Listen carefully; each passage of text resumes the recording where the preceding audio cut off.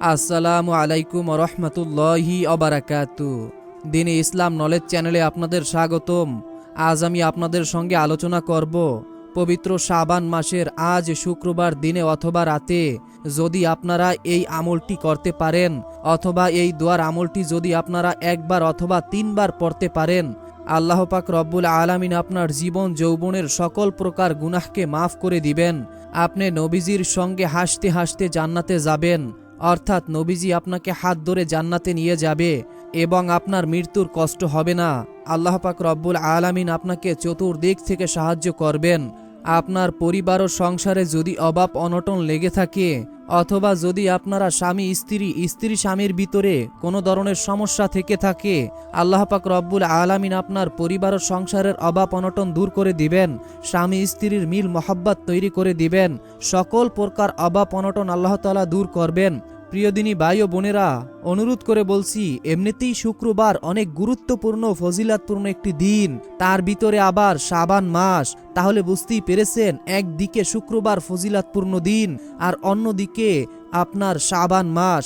তাহলে দুইটি ফজিলাতপূর্ণ দিন আমাদের মাঝে উপস্থিত হয়েছে। এই সুযোগটাও যদি আমরা কাজে না লাগাতে পারি তাহলে আমাদের মতো দুর্ভাগা আর কেই বা আছে বলুন তো। দেখুন, আমাদের জীবনে দিন ও রাত আল্লাহ দুইটি দ্বারা রেখেছেন, এর মধ্যে কিছু দিন ও রাত বরকতময় করেছেন। এতে যদি আমরা সঠিকভাবে আমল করি আমাদের দুনিয়া ও আখিরাত কামিয়াবি হয়ে যাবে। প্রিয় দিনী ভাই ও বোনেরা, আজ আমরা আলোচনা করব শাবান মাসের আমল। কি কি আমল আপনারা করবেন এবং রমজানের প্রস্তুতি নেওয়ার জন্য আপনারা কোন কোন পদক্ষেপ অবলম্বন করবেন, এছাড়াও জুমার দিন আপনারা কোন কোন আমল বেশি বেশি করবেন এবং নারীদের জন্যই বা জুমার দিন কি বিশেষ আমল রয়েছে। এছাড়াও কিন্তু এই দিনে বান্দার নেক ও বদ আমল আল্লাহ তাআলার সামনে উপস্থিত করা হয় এবং আল্লাহ তাআলা তার দয়াশীল বান্দাদেরকে ক্ষমা করে থাকেন। এই দিনে বা রাতে যদি আপনারা এই আমলটি করেন এবং এই আমলটির ওসিলায় যদি আল্লাহ তাআলার কাছে আপনি ক্ষমা চান, মাপ চান অথবা সাহায্য চান, ইনশাআল্লাহ এই আমলের বদৌলতে আল্লাহ তাআলা আপনাকে সাহায্য করবেন। আপনার মনের সকল আশা আল্লাহ পূরণ করে দিবেন ইনশাআল্লাহ। তাই মনের ভিতরে বিশ্বাস নিয়ে আমলটি করবেন। এই উদ্দেশ্যে ভিডিওটি না টেনে একদম শেষ পর্যন্ত দেখতে থাকুন। অনুরোধ করে বলছি, আমরাই প্রথমবার নারীদের ছবি ছাড়া কিংবা হারাম কোনো ছবি ছাড়া ইউটিউব এবং ফেসবুকে ভিডিও দিয়ে থাকছি। এরকম ভিডিওগুলি যদি আপনি আপনার মোবাইলে অথবা ফোনে পেতে চান, এজন্য অবশ্যই দ্বীনি ইসলাম নলেজ এই চ্যানেলটিকে সাবস্ক্রাইব করে রাখুন এবং পাশে থাকা বেল বাটনটি অন করে রাখবেন। এতে করে যখনই নতুন কোনো ভিডিও আপলোড করব সঙ্গে সঙ্গে আপনাদের কাছে নোটিফিকেশন চলে যাবে। তো চলুন আমরা সর্বপ্রথম শাবান মাসের আমল সম্পর্কে জানব, এরপরে জুমার দিনের ফজিলাত এবং জুমার দিনের আমল সম্পর্কে জানব, এরপরে আপনাদেরকে দোয়াগুলো বলে দেব এবং স্ক্রিনে দিয়ে দিব, আপনারা দেখে দেখে মুখস্থ করে নিতে পারবেন। দিনী ভাই ও বোনেরা, মুমিন মুসলমানের কাছে এই মাসটি বেশি বেশি নফল রোজা রাখার মাস হিসাবে পরিচিত, কারণ নবী করিম সাল্লাল্লাহু আলাইহি ওয়াসাল্লাম শাবান মাসে অধিক হারে নফল রোজা রাখতেন, যা অন্য কোনো মাসে রাখতেন না।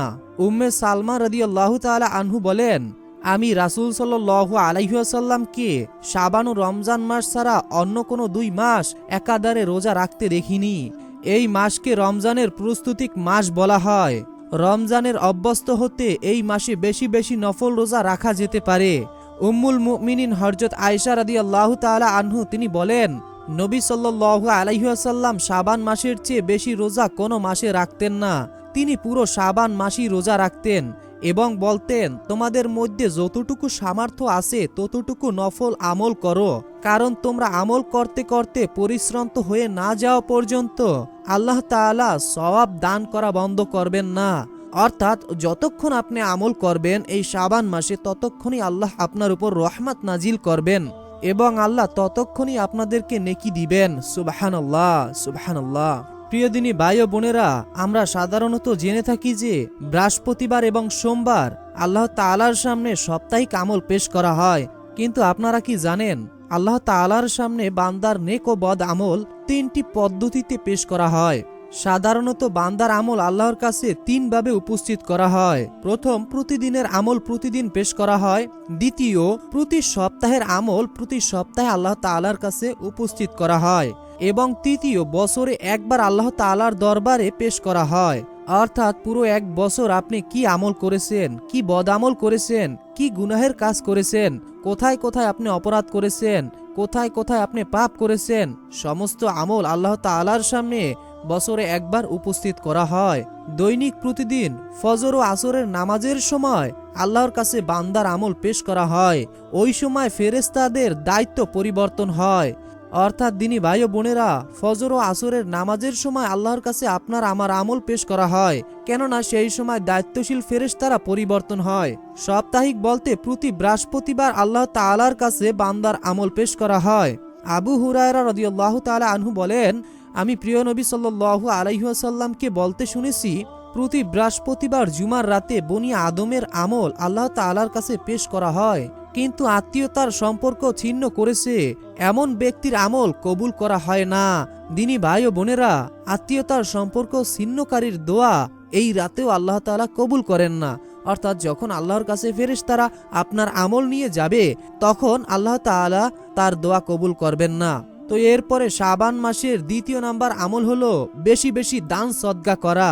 আমি আবারও বলছি দিনী ভাই ও বোনেরা, প্রথমে শাবান মাসের কিছু আমল বলবো, এরপরে জুমার দিনের আমল বলবো, এরপরে দোয়াগুলো বলে দিব। আনাস ইবনে মালিক রাদিয়াল্লাহু তাআলা আনহু বলেন, প্রিয় নবীর সাহাবায়ে কেরামরা শাবান মাসের চাঁদ দেখে বেশি বেশি কোরআন তেলাওয়াতে মগ্ন হয়ে পড়তেন। অন্য বর্ণনায় রয়েছে, যাদের ওপরে যাকাত ফরজ হয়েছে তাদের মালের যাকাত আদায় করে দিতেন, যাতে গরিব ও অসহায় মুসলমানদের রোজা রাখার ব্যবস্থা হয়ে যায়। বিচারকরা কয়েকদিনের ডেকে শাস্তির হালদার হলে শাস্তি দিতেন, না হয় মুক্তি দিয়ে দিতেন। দিনী ভাই ও বোনেরা, শাবান মাসের মধ্য রজনীতে বান্দার গুনাহকে মাফ করার সুসংবাদ রয়েছে। শাবান মাসের মধ্য রজনী হল লাইলাতুল বরাত বা ভাগ্য রজনী। এটি অত্যন্ত মর্যাদাপূর্ণ একটি রাত। এই রাতে আল্লাহ তাআলা বান্দার পাপ রাজি ক্ষমা করে দেন, দুনিয়া ও আখিরাতের নিয়ামত দিয়ে ধন্য করেন। মুয়াজ ইবনে জাবাল রাদিয়াল্লাহু তাআলা আনহু বলেন, রাসূল সাল্লাল্লাহু আলাইহি ওয়াসাল্লাম বলেছেন, আল্লাহ তাআলা অর্ধ শাবানের রাতে সৃষ্টির প্রতি দৃষ্টি দেন এবং মুশরিক ও বিদ্বেষ পোষণকারী ছাড়া আর সবাইকেই তিনি মাফ করে দেন, ক্ষমা করে দেন। সুবহানাল্লাহ, সুবহানাল্লাহ। অর্থাৎ প্রিয়দিনী ভাই ও বোনেরা, আমাদের মাঝে এমনই একটি রজনী আসতেছে যেটা ভাগ্য পরিবর্তনের রজনী। এই রাতটি অত্যন্ত গুরুত্বপূর্ণ ফজিলাতপূর্ণ একটি রাত। এখন অনেকেই বলতে পারেন যে আমরা সেই রজনীটা কবে পাবো, এবং সেই রজনী ছাড়া কি এই শাবান মাসের মধ্যভাগে যেই রাতগুলো রয়েছে সেই রাতগুলোতে যদি আমরা আমল করি তাহলে কি আল্লাহ তাআলা আমাদেরকে সেই রাতের সমপরিমাণ সওয়াব দিবে? দিনী ভাই ও বোনেরা, অবশ্যই দিবে। কেননা এই শাবান মাসের মধ্য রজনী বলতে বোঝানো হয়েছে যে নির্দিষ্ট একটি রাত, কিন্তু সেই রাতের আগে এবং পরে কিছু দিন রাত রয়েছে। সেই দিন এবং সেই রাতগুলোতে আমরা বেশি বেশি ইবাদত করব, আল্লাহর কাছে ক্ষমা চাইব। ইনশাআল্লাহ আল্লাহ আমাদের জীবনের গুনাহ তো মাফ করবেনই, তার সাথে সাথে আপনার উপর যত বিপদ আপদ রয়েছে আল্লাহ সরিয়ে দিবেন। দিনী ভাই ও বোনেরা, রমজানের পূর্ব প্রস্তুতি গ্রহণ করা। প্রিয় নবী সাল্লাল্লাহু আলাইহি ওয়াসাল্লাম পবিত্র রজব ও শাবান মাসে রমজানের প্রস্তুতি গ্রহণ করতেন এবং মানসিকভাবে তৈরি হতেন। আর এই কারণেই তিনি পবিত্র শাবান মাসের দিন ও রাতের তারিখগুলো গুরুত্ব সহকারে হিসাব রাখতেন। আয়েশা সিদ্দিকা রাদিয়াল্লাহু তাআলা আনহু বর্ণনা করেন, আল্লাহর রাসূল সাল্লাল্লাহু আলাইহি ওয়াসাল্লাম শাবান মাসের তারিখ এতটাই মনে রাখতেন যতটা অন্য কোনো মাসের তারিখ মনে রাখতেন না। শাবান মাসের 29 তারিখে চাঁদ দেখা গেলে পরের দিন রমজানের রোজা রাখতেন, আর সেদিন আকাশ মেঘাচ্ছন্ন থাকলে শাবান মাসের 30তম দিন পূর্ণ করে রমজানে রোজা শুরু করতেন। অর্থাৎ দিনী ভাই ও বোনেরা, 29 তারিখ যদি আমরা চাঁদ দেখতে পারি শাবান মাসের, তাহলে আমরা পরের দিন থেকেই রোজা রাখতে পারবো। কিন্তু সেদিন যদি আকাশ মেঘাচ্ছন্ন থাকে বা আকাশে মেঘ থাকার কারণে যদি আমাদের চাঁদ দেখতে অসুবিধা হয়, তাহলে আমরা 30 দিন পূর্ণ করে পরের দিন রোজা রাখতে শুরু করব। সুতরাং পবিত্র শাবান মাসের দিন তারিখের হিসাব রাখাটা প্রিয় নবী সাল্লাল্লাহু আলাইহি ওয়াসাল্লামের সুন্নাত এবং মুসলমানদের জন্য কল্যাণকর। দিনী ভাই ও বোনেরা, আপনারা হয়তো জানেন না যে শাবান মাসের আরও একটি গুরুত্বপূর্ণ আমল হলো কাজা রোজা আদায় করা। ইসলামের শরীয়তের বিধানের আলোকে বিগত রমজানের রোজা যাদের কাজা আছে, অর্থাৎ আপনি গত বছর কিছু রোজা কাজা করেছেন, তাদের আসন্ন রমজান শুরু হওয়ার আগেই কাজাগুলো আদায় করে দিতে হবে। কেননা শরীয়ত সম্মত ওজর বা বৈধ কোনো কারণ ছাড়া কাজা রোজা আদায়ে বিলম্ব করা উচিত নয়। আয়েশা রাদিয়াল্লাহু তাআলা আনহু বলেন, আমার উপরে রমজানের যেসব কাজা রোজা থাকতো সেগুলো শাবান মাসের ভেতরে আদায় করে ফেলতাম। অর্থাৎ আপনাদের যদি গত রমজানের কিছু রোজা কাজা থাকে তাহলে অবশ্যই আপনারা এই শাবান মাসের ভিতরে তা আদায় করে নেবেন। অবশ্যই খেয়াল রাখবেন এবং মনে রাখবেন। তো প্রিয়দিনী ভাই ও বোনেরা, শাবান মাসের আজ জুমার দিনে অথবা রাতে আপনারা কি কি আমল করবেন সেটি বলে দিচ্ছি। নবীজি সাল্লাল্লাহু আলাইহি ওয়াসাল্লাম বলেছেন, আল্লাহর প্রত্যেক নৈকট্যপ্রাপ্ত ফেরেশতারা আকাশ, পৃথিবী, বাতাস এবং সমুদ্র জুমার দিনকে ভয় করে, কারণ এই দিনে সংঘটিত হয়েছে বিশেষ তিনটি ঘটনা। আছে বিশেষ একটি মুহূর্ত, আর একটি বিশেষ ঘটনা ঘটবে, যে কারণে কল্যাণের সব চাওয়া পাওয়া আবেদন ও ইবাদাতের জন্য জুমার দিনের বিকল্প নেই। নবীজির বর্ণনায় জুমার দিন যে ঘটনা ঘটেছে আর যা ঘটবে এবং যে বিশেষ মুহূর্ত আছে, এজন্যই জুমার দিন ইবাদত বন্দিগি করা জরুরি। জুমার দিনের এই বিশেষ গুরুত্ব মহত্ব সুস্পষ্টভাবে তুলে ধরেছেন স্বয়ং বিশ্ব নবী সাল্লাল্লাহু আলাইহি ওয়াসাল্লাম। রাসূল সাল্লাল্লাহু আলাইহি ওয়াসাল্লাম বলেছেন, জুমার দিন সকল দিনের সর্দার আর আল্লাহর কাছে সব দিনের চেয়ে মহান দিন। এমনকি এই দিন আল্লাহ তাআলার কাছে ঈদুল আজহা ও ঈদুল ফিতর থেকেও শ্রেষ্ঠ দিন। তাই প্রিয়দিনী ভাই ও বোনেরা, এই দিনে এমন একটি মুহূর্ত আছে, যদি কোনো মুসলিম বান্দা বান্দি সেই মুহূর্তে আল্লাহ তাআলার কাছে কোনো জিনিসের আবেদন করে তাহলে আল্লাহ তাআলা তা দিয়ে দেন। তো প্রিয়দিনী ভাই ও বোনেরা, জুমার দিন বিশেষ তিনটি আমল আমরা করতে পারি। 1 নাম্বার, জুমার দিন আমরা বেশি বেশি নবীর প্রতি দুরূদ পড়ব। জুমার দিন অর্থাৎ বৃহস্পতিবার সন্ধ্যা থেকে জুমার দিন সন্ধ্যার আগ পর্যন্ত বেশি বেশি দুরূদ পাঠ করা উত্তম। যদি কোনো ব্যক্তি একবার দুরূদ পড়ে তবে তার প্রতি 10টা রহমত নাজিল হয়। তবে জুমার দিন আসরের নামাজের পরে দুরূদ পড়ার বিশেষ ফজিলাত আছে বলে হাদিসে প্রমাণিত হয়েছে। দিনী ভাই ও বোনেরা, আপনারা অবশ্যই জুমার দিন দুরূদ পড়বেন। হযরত আউস ইবনে আউস রাদিয়াল্লাহু তাআলা আনহু বর্ণনা করেন, রাসূল সাল্লাল্লাহু আলাইহি ওয়াসাল্লাম বলেছেন, তোমাদের সর্বোত্তম দিনগুলোর একটি হলো জুমার দিন। এই দিনে হযরত আদম আলাইহিস সালামকে সৃষ্টি করা হয়েছে, এই দিনে তার মৃত্যু হয়েছে, এই দিনে সিংহায় ফুৎকার দেওয়া হবে, আর এই দিনে সিংহায় ফু দেওয়ার ফলে সব অচেতন হয়ে পড়বে। সুতরাং এই দিন তোমরা বেশি বেশি আমার প্রতি দুরূদ পাঠ করো, কারণ তোমাদের পাঠকৃত দুরূদ আমার কাছে পেশ করা হয়। সাহাবাগণ জিজ্ঞাসা করলেন, মৃত্যুর পর আপনার দেহ তো শেষ হয়ে যাবে, তখন কিভাবে আমাদের দুরূদ পাঠ আপনার কাছে পেশ করা হবে? রাসূল সাল্লাল্লাহু আলাইহি ওয়াসাল্লাম বললেন, নবীদের দেহ ভক্ষণ করা মাটির জন্য হারাম করে দিয়েছে। অর্থাৎ প্রিয়দিনী ভাই ও বোনেরা, এই দিনে আমরা অবশ্যই এই দুরূদের আমলটি বাদ দিব না। এরপরে আমরা দ্বিতীয় নাম্বার আমলটি যেটি করতে পারি সেটি হচ্ছে কোরআন তেলাওয়াত করা এবং তার তেলাওয়াত শোনা। অর্থাৎ যারা তেলাওয়াত করতে পারেন না তারা অবশ্যই তেলাওয়াত শুনে যাবেন। জুমার দিন তথা বৃহস্পতিবার সন্ধ্যা থেকে জুমার দিন পর্যন্ত বা জুমার দিনের পরের দিন পর্যন্ত কোরআন তেলাওয়াত বিশেষ একটি আমল। এই আমল বলতে সূরা কাহাফের তেলাওয়াতকে বোঝানো হয়েছে। এই সূরার তেলাওয়াত বিশেষ ফজিলাতপূর্ণ ইবাদাত। এটি কোরআনুল কারিমে 15তম পারা, 18 নম্বর সূরা। সম্পূর্ণ সূরাটির তেলাওয়াত না করতে পারলে প্রথম ও শেষের 10টি আয়াত হলেও তেলাওয়াত করা উত্তম। অর্থাৎ যারা কোরআন তেলাওয়াত করতে পারেন তারা অবশ্যই প্রথম এবং শেষের 10টি আয়াত আপনারা পড়ে নেবেন। এবং যারা কোরআন তেলাওয়াত করতে পারেন না, অথবা আপনি তেলাওয়াত করতে পারেন কিন্তু আপনার হাতে সেরকম টাইম নাই অথবা সময় নাই, ব্যস্ততার কারণে আপনি অফিস কিংবা দোকানে রয়েছেন, সেই ক্ষেত্রে আপনি কিন্তু পবিত্র কোরআনের এই সূরার তেলাওয়াতটি শুনতে পারেন। এখন আমি আপনাদেরকে সেই তেলাওয়াতটি শোনাবো। যে ব্যক্তি জুমার দিন সূরা কাহাফ পাঠ করবে অথবা তার তেলাওয়াত শুনবে, এক জুমা থেকে পরবর্তী জুমা পর্যন্ত নূরে জলজল করবে। দ্বিতীয় নম্বর ফজিলাত, যে ব্যক্তি জুমার দিন সূরা কাহাফের তেলাওয়াত করবে অথবা শুনবে 8 দিন পর্যন্ত সকল ধরনের ফিতনা থেকে সে মুক্তি থাকবে। যদিও দাজ্জাল বের হয়ে গেলে সে আল্লাহ তাআলা দাজ্জালের ফিতনা থেকে তাকে হেফাজত করবেন। এরপরে সূরা কাহাফ তেলাওয়াতের ফজিলাত হলো, যে ব্যক্তি সূরা কাহাফের তেলাওয়াত শুনবে অথবা করবে, আল্লাহ তাআলা তার এক জুমা থেকে পরবর্তী জুমা পর্যন্ত মধ্যবর্তী দিনগুলোর গুনাহকে ক্ষমা করে দিবেন। সুবহানাল্লাহ, সুবহানাল্লাহ। তো প্রিয়দিনী ভাই ও বোনেরা, একদিকে শাবান মাস, অন্যদিকে শুক্রবার, আর অন্যদিকে শুক্রবার ফজিলাতপূর্ণ একটি সূরা হচ্ছে সূরা কাহাফের তেলাওয়াত শোনা। তো সূরা কাহাফের তেলাওয়াত এখন আমরা শুনবো, এরপরে আমরা দোয়া এবং আমল এগুলো সব কিছু আপনাদেরকে বলে দিব এবং স্ক্রিনে দিয়ে দিব। তবে তার আগে এই সূরাটি আমরা শুনবো। তবে মহান আল্লাহর কাছে আগে দোয়া করে নেই, হে আল্লাহ, আজ যে যেই উদ্দেশ্যে, যে যেই আশায় পবিত্র এই মাসে, পবিত্র এই দিনে, পবিত্র এই ক্ষণে আপনার পবিত্র কোরআনের এই সূরাটি মনোযোগ সহকারে প্রথম থেকে একেবারে শেষ পর্যন্ত শুনবে, আপনি সকলের প্রথমে মনের আশা পূরণ করে দিন। এরপরে যারা জীবনে অনেক গুনাহ করেছে, আপনি তাদের জীবনের সকল গুনাহকে মাফ করে দিন। যাদের পরিবার ও সংসারের ভিতরে অভাব অনটন লেগে আছে, আপনি তাদের পরিবার ও সংসারের অভাব অনটন দূর করে দিন। হে আল্লাহ, এই সূরাটি যারা প্রথম থেকে শেষ পর্যন্ত মনোযোগ সহকারে শুনবে, আপনি সকলের সকল দোয়া কবুল করুন। হে আল্লাহ, যারা অসুস্থ, সূরাটি শোনার ওসিলায় আপনি সকলকে সুস্থ করে দিন। হে আল্লাহ, যারা প্রকৃতপক্ষে অভাবী, আপনি তাদের অভাব দূর করুন। হে আল্লাহ, এই সূরাটি শোনার ওসিলায় সকলের উপর থেকে সকল প্রকার বিপদ আপদ ও বালা মুসিবতকে সরিয়ে দিন। আমিন। কমেন্ট বক্সে আপনি আমিন লিখে উন্মুক্ত দোয়ায় শরীক হয়ে থাকুন। তো চলুন সর্বপ্রথম আমরা সূরা কাহাফের তেলাওয়াতটি শুনতে থাকি। أعوذ بالله من الشيطان الرجيم. بسم الله الرحمن الرحيم.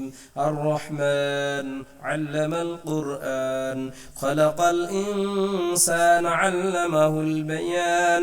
الشمس والقمر بحسبان والنجم والشجر يسجدان والسماء رفعها ووضع الميزان ألا تطغوا في الميزان وأقيموا الوزن بالقسط ولا تخسروا الميزان والأرض وضعها للأنام فيها فاكهة والنخل ذات الأكمام والحب ذو العصف والريحان فبأي آلاء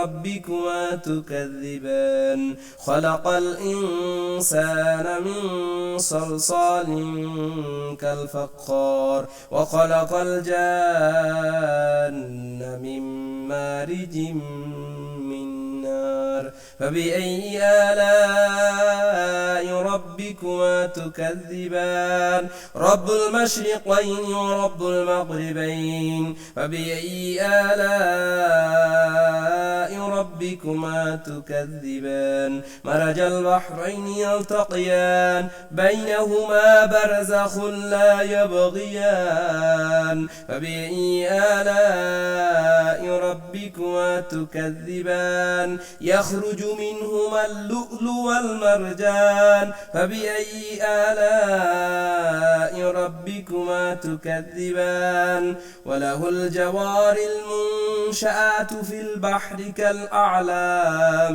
فبأي آلاء ربكما تكذبان كل من عليها فان ويبقى وجه ربك ذو الجلال والإكرام فبأي آلاء ربكما تكذبان يسأله من في السماوات والأرض كل يوم هو في شان فبأي آلاء ربكما تكذبان سنفرغ لكم أيها الثقلان فبأي آلاء ربكما تكذبان يا معشر الجن والإنس إن استطعتم أن تنفذوا من أقطار السماوات والأرض فانفذوا لا تنفذون إلا بسلطان فبأي آلاء ربكما تكذبان يرسل عليكم شواذ من نار ونحاس فلا تنتصران فبأي آلاء ربكما تكذبان فإذا انشقت السماء فكانت وردة كالدهان فبأي آلاء ربكما تكذبان فيومئذ لا يسأل عن ذنبه إنس ولا جان فبأي آلاء ربكما تكذبان يعرف المجرمون بسيماهم فيؤخذ بالنواصي والأقدام فبأي